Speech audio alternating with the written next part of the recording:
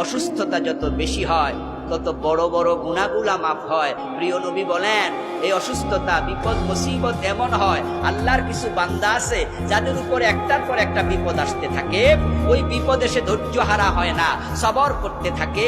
অবস্থা এমন হয়, শীতকালে গাছের পাতা ঝরতে ঝরতে ঝরতে ঝরতে এমন কিছু গাছ আছে একটা পাতাও থাকে না। আল্লাহর ওই বান্দা জমিনের উপরে হাঁটে, তার আমল নামায় একটা গুনাহও থাকে না।